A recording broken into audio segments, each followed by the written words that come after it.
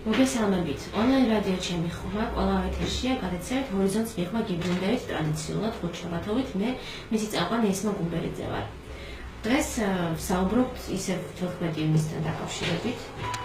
თუმცა უკვე რადგან 14 ივნისი ჩავლილია, გვინდა რომ ცოტა არა მხოლოდ ნეგატიურ ნოტაზე და კრიტიკის ნოტაზე ვიყოცულ, არამედ უფრო პოზიტიური კუთხით ვისაუბროთ შემოპირთა უფლებებზე და იმ შესაძლებლობებზე, რომლებიც მაინც არსებობს და იმ ადამიანებზე, რომლებიც ყველაფრის მიუხედავად ახერხებენ, რომ შესაძლებლობების შექმნან და შექმნან პრეცედენტი, რაც არის ყველაზე მნიშვნელოვანი.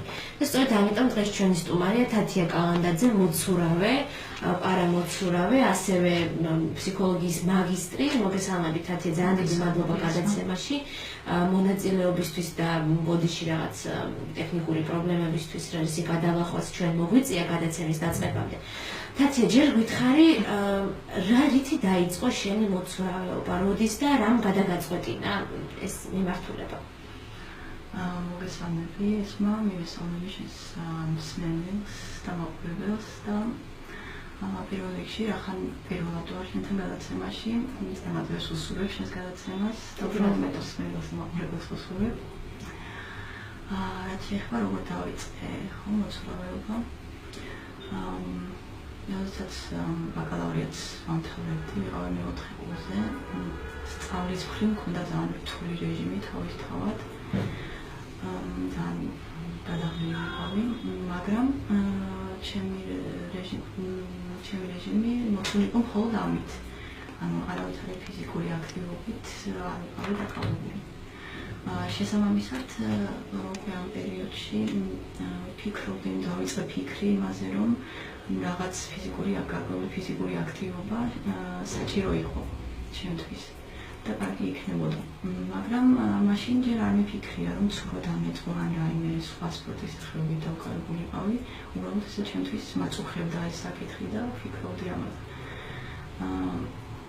მაგრამ ზუსტად ამ პერიოდში ინტერნეტში ნახე ვიდეო უკვე ცნობილი პარამოცურავის, ქართული პარამოცურავის ნიკა თვაურის შესახებ.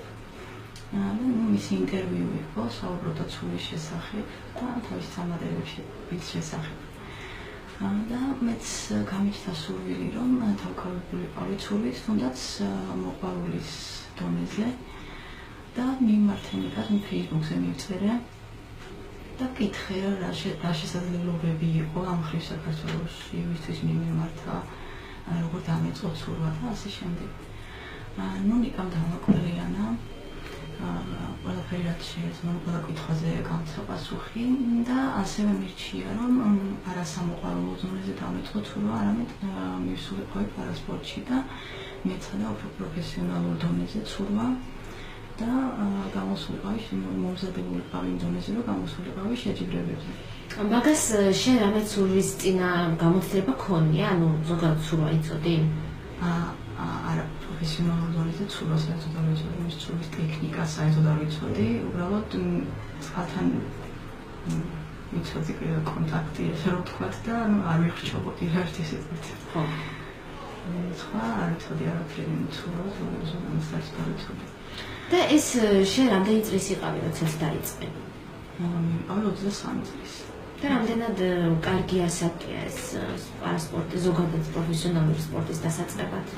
ცურვისთვის ეს არის საკმაოდ დაგვიანებული ასაკი. ცურვისთვის სასურველია და საჭიროც ალბათ დაუცილებელიც, რომ ცურვა დაიწყოს ბავშვობიდან ბავშვმა, რომ ჩამოყალიბდეს მაღალი დონის სპორტსმენად. და კონკურენცია გაუწეს უკვე საერთაშორისო დონეზე, სადაც ნამდვილად ასე ხდება, რომ რაც უფრო ახალგაზრდა ხარ, მით უკეთეს. და 23 წლის ასაკში, როდესაც იწყებ ცურვას, ისეთ შედეგს ვერ მიაღწევ, რომ პრეტენზია გქონდეს, ვთქვათ, რომ მოიქო ოლიმპიადა, თუნდაც მსოფლიო ჩემპიონატი და ასე შემდეგ. და შემდეგ რა სიძნელეებს გადააწყვეტე აქედან გამომდინარე, როდესაც დაიწყე პირველად ცურვა? რა პრობლემები და რა ბარიერების გადალახვა მოგეწია? ბარიერები და პრობლემები ზოგადად ჩვენს ქვეყანაში არსებული მდგომარეობიდან გამომდინარე, ასევე არის პარასპორტშიც, თუნდაც იქიდან გამომდინარე, რომ პარასპორტის პარალიმპიური კომიტეტის თუმცა ეს ბიუჯეტი არც ერთ სპორტის სახეობას არ ეყოფა ისე რომ საკმარისი დაფინანსება იყოს მათთვის. შესაბამისად, სულისთვისაც ეს პრობლემა არის. აი რა საჭიროებები არის მაგალითად, რასაც ვერ აფინანსებენ და რაც შენ გაქვს და ზოგადად პარასპორტსმენის ცურვაში? ზოგადად ცურვაში ვთქვათ ტურნირების წინ მოსამზადებელი შეკრებების გავლა, თუნდაც ტურნირების გაკეთება ყოველწლიურად რამდენიმე ტურნირის, თუნდაც არის სპორტული კვება, რომელიც საკმაოდ ძვირია და საკმაოდ დაფინანსებას მოითხოვს და ეს ვიტამინებზე ხო საუბარი. და თუნდაც ის რომ სხვა კარგად აღჭურვილ ბაზებში და სხვადასხვა კლიმატურ პირობებში რომ შეგეძლოს ხო ვარჯიში. რამდენად თვითონ აცნობიერებენ ამას და რას აპირებენ ან თუ რამეს გეგმავენ, რომ ამ კუთხით გაუმჯობესონ იმისთვის, რომ თქვენ უფრო კონკურენტუნარიანები იყოთ და უფრო მეტად მოტივაციაც გქონდეთ შეჯიბრის. ეს სამომავლო გეგმების შესახებ კონკრეტულად არ ვიცი ეს არაფერი. თუმცა არ ვიცი ამ დაფინანსების პირობებში რაც ზოგადად გვაქვს სახელმწიფოს მხრიდან არ ვიცი. არ გამოდის ალბათ ამ პროზზე. უფრო მეტი რომ მოგვიყვე, როგორ ვარჯიშობ დღეში რამდენჯერ აინტენსივობით, ან სპეციფიკა რომ ავუხსნათ ხო მაყურებელს მაგალითად როგორ იგებს უსინათლო იმას, რომ მივახლოვდა ბარიერს აუზში და როგორ წყვეტს ცურვას, როგორ ჩერდება. როგორ ვარჯიშობ? ვარჯიშობ დილის 7 საათზე, ისე გვაქვს ამ ეტაპზე ვარჯიშის დრო. მინიმუმ საათნახევარი არის ცურვა ყოველდღიურად და ასევე არის სპორტდარბაზში ვარჯიში ყოველდღიურად, ესეც საკმაოდ დატვირთული დღის რეჟიმი გამოდის და ბევრ ენერგიას მოითხოვს და ბევრ დროს რაც შეეხება როგორ იგებს უსინათლო რომ ბარიერს მივახლოვდა შეჯიბრებაზე, ეს საკითხი აწყვეტილი არის შემდეგნაირად. აუზის ორივე მხარეს თითოეულ ბილეთთან, ანუ თითოეული სპორტსმენისთვის დგას ადამიანი, სასურველია რომ ეს იყოს მწვრთნელი, რომელსაც სპეციალური ჯოხი უჭირავს ხელში და ამ ჯოხით ეხება მას, როდესაც ერთი ან ორი მოსმა აქვს დარჩენილი კედელთან მისვლამდე და ესე იგებს მოცურავე, რომ კედელს მიუახლოვდა. ძალიან საინტერესო მეთოდია სხვათა შორის და რეკორდი რა არის, რა სიჩქარეებზეა საუბარი, როდესაც უსინათლო მოცურავეებზე ვსაუბრობთ? რეკორდი, ყველა რეკორდი არ ვიცი, მე ყველა დისტანციის და ყველა სტილის, მაგრამ თქვენ რომელი გაინტერესებს, მე გაინტერესებთ, მე მაგალითად ვცურავ თავისუფალ სტილს და გულაღმას. და ამ სტილში თავისუფალ სტილში მაგალითად 50 მეტრზე მსოფლიო რეკორდი არის 30 და 73 ასეთი წამი. ძალიან საინტერესოა ხო, უბრალოდ იმისთვის რომ მაყურებელსაც წარმოდგენა შექმნას დაახლოებით რა მასშტაბზე არის საუბარი. აი სტილი ძალიან სერიოზულ მასშტაბზე არის საუბარი და ძალიან მიახლოებული არის ეს შედეგები, თქვათ უსინათლო შედეგები, ძალიან ახლოს არის მხედველი სპორტსმენების შედეგებთან და ახალის პარასპორტია და პარასპორტსმენები ვართ ჩართული ამ სპორტში, ანუ არ მინდა რომ საბჭოთა შეექმნას ვინმე, რომ ეს მარტივია და მარტივად მიეწევა აქ შედეგები. და აქვე უნდა ვიკითხო ეს, როგორ პარასპორტია, ანუ ყველა მაგალითად პარაცურვა, ყველა ტიპის შიშინოპირისთვის ერთია, ანუ თქვენ ყველანი ერთმანეთს ეჯიბრებით თუ სხვადასხვა კატეგორიებად არის ესეც დაყოფილი, მაგალითად, ну, არ ვიცი, მენის არ ქონდეს, მენის არ ქონდეს, უსინათლო უსინათლოს, თუ როგორ არის ეს? ზოგადად პარაცურვაში არის 14 კატეგორია. 1-დან 10-მდე ეს არის სხვადასხვა სიმძიმის ფიზიკური შეზღუდვის მქონე ადამიანებისთვის. შემდეგ 11-დან 13-მდე არის უსინათლოებისთვის, ესეც სხვადასხვა ხარისხის შეზღუდვის შეზღუდვის მქონე კი 11 არის ყველაზე უსინათლო და 12-13 როგორ ძიემხედველი და 14 არის ინტელექტუალური შეზღუდვის მქონე ადამიანებისთვის. აქამდე ესე იყო, რომ ყველა ერთმანეთს ეჯიბრებოდა თავის კლასში და ეს ნაწილებოდა მედლები, მაგალითად მხოლოდ ჩვენ მე-11 კატეგორია ვეჯიბრებოდით ერთმანეთს და მე-11 კატეგორიაში გაიცემოდა მედლები. მაგრამ ეხლა ამ ჩემპიონატზე უკვე შეიცვალა წესები და უკვე ყველა ვეჯიბრებოდით ერთმანეთს, ოღონდ ქულების მეშვეობით. ანუ ჩვენი ეს შედეგები, ანუ ის დროები, რასაც დავაფიქსირებთ კონკრეტული გასვლის დროს, შემდეგ ქულებით არის დაბალანსებული და მე გამოდის ისე, რომ 14-ვე კატეგორია ვეჯიბრებით ერთმანეთს და რა თქმა უნდა, ამას შეამცირა მეტრის არების შანსი ზოგადად ყველასთვის. ძალიან საინტერესო და უფრო კონკურენტულიც გახდა. მაგალითად, ჩვენი კატეგორიიდან ვერავინ ვერ აიღო მედალი, ესე მოხდა ხა ამ ჩემპიონატზე. და რომელი კატეგორიებიდან მიიღეს? ზუსტად არ მახსოვს, ვთქვათ, მე-10 კატეგორიიდან, მე-13 კატეგორიიდან შეიძლება. ანუ მცირე მხედველებმა და ფიზიკური მობილურობის შეზღუდვის მქონე პირებმა, ხო? თუ შეიძლება უკვე გადავიდეთ მაშინ ჩვენ შენს ბოლო მოგზაურობაზე, შენ ბევრს მოგზაურობ ამ სპორტიდან გამომდინარე, სხვადასხვა შეჯიბრებები იქნება ეს თუ ვარჯიში.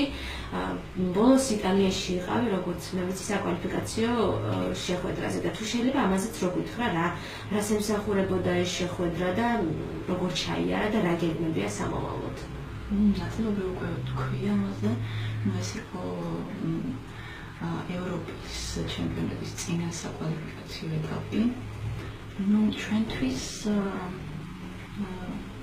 წარმატებულად ჩაიარა, თუ შევადარებთ დეკემბერში მსოფლიო ჩემპიონატზე მიღებულ შედეგებს, თუმცა რა თქმა უნდა, ყოველთვის არ ვარ პირადად ამ შედეგებით და პირველად მეტი ცდილობრივად მეტი არის საჭიროებრივად მეტი მინდა.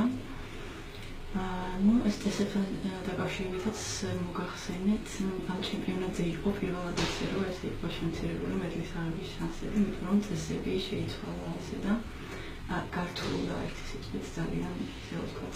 შენ მხოლოდ სპორტსმენებთან, პარასპორტსმენებთან, პარამოცურავებთან რამდენად გქონს კომუნიკაცია და რა გამოც თუ უზიარებთ ერთმანეთს გამოცდილებას და რას ამბობენ ისინი, როგორ განსხვავდება მაგალითად მათი გარემო, მათი მხარდაჭერა, რომელიც მათ აქვთ იმისგან, რაც შეიძლება შენ გქონდეს აქ ადგილზე.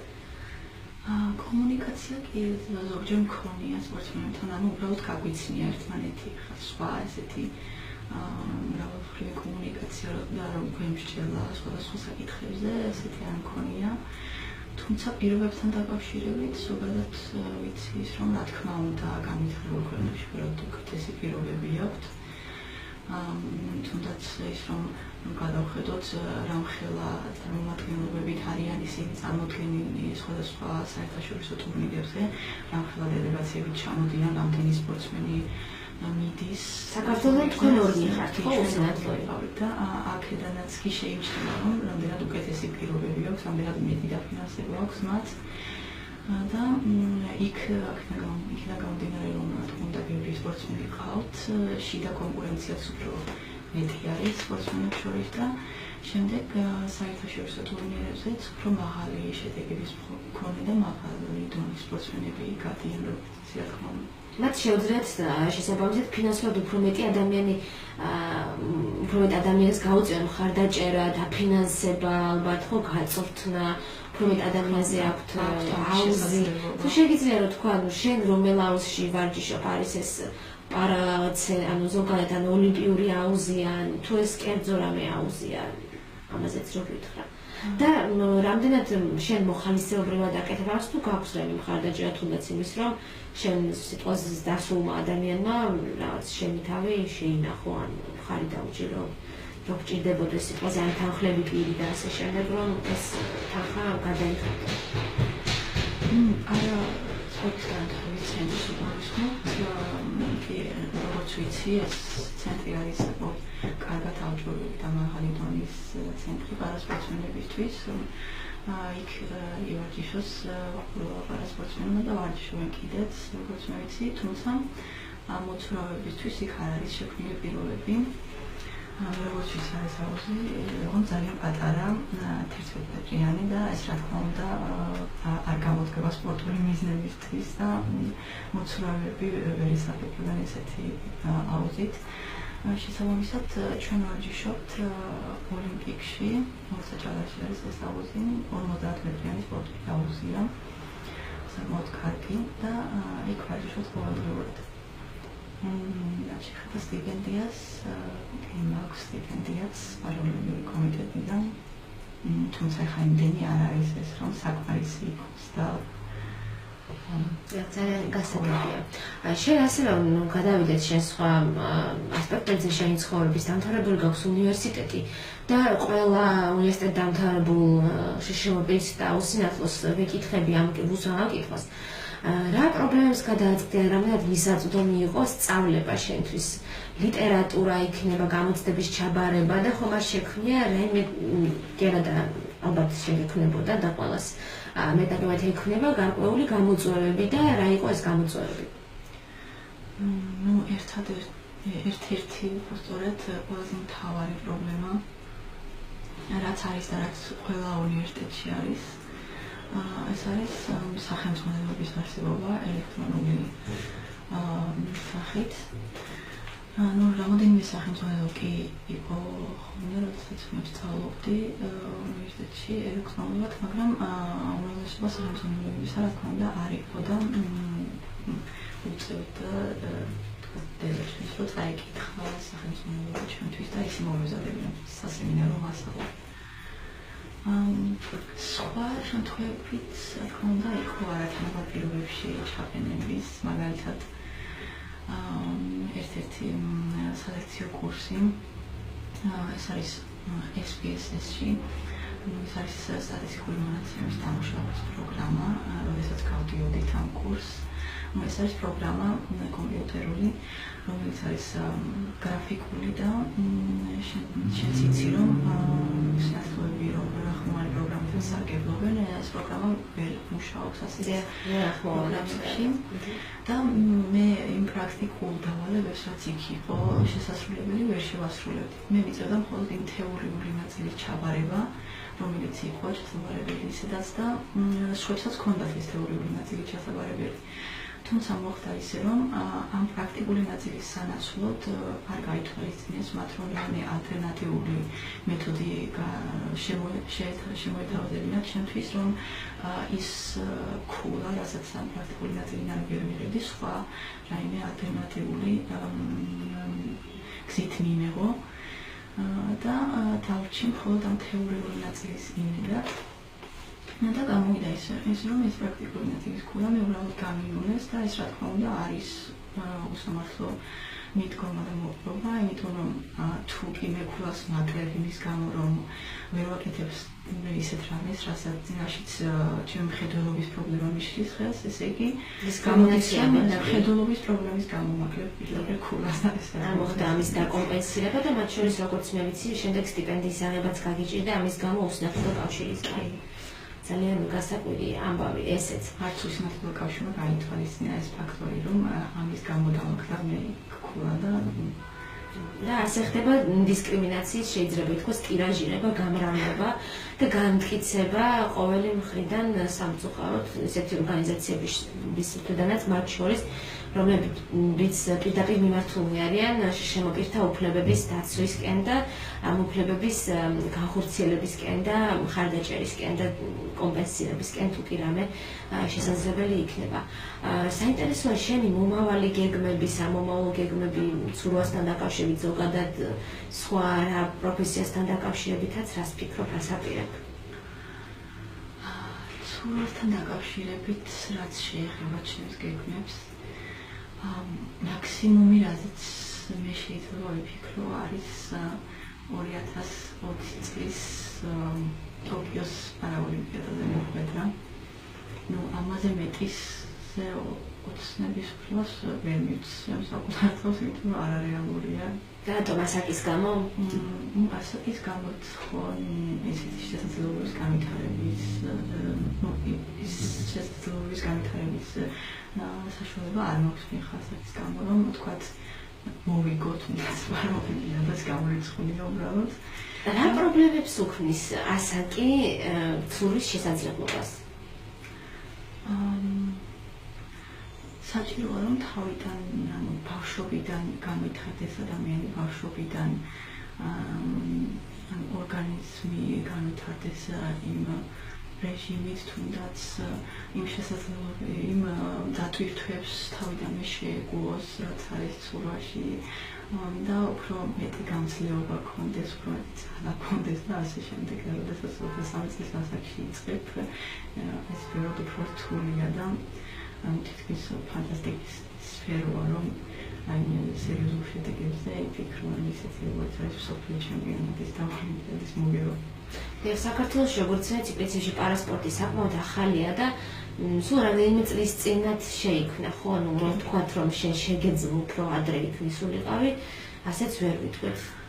ну, როცა შეიქმნა, როცა დაიწყოს, მაშინვე მე არ მისულა, თუმცა მე არ მქონდა იქამდე ინფორმაციას, როდესაც მივედი, როდესაც გავიგე, მაშინ მივედი, მაგრამ არ მქონდა ინფორმაცია ამის შესახებ. და შენს სხვა გეგმებზეც სხვა გეგმებს რაც შეეხება მინდა სწავლის გაგრძელება დოქტორანტურაზე განათლების მეცნიერების მიმართულებით გეგმა, რომელსაც არჩევანი იყო განათლების საკითხები მაინტერესებს, ზოგადად არჩევანი იყო განათლების ფსიქოლოგიასა და განათლების მეცნიერებებს შორის.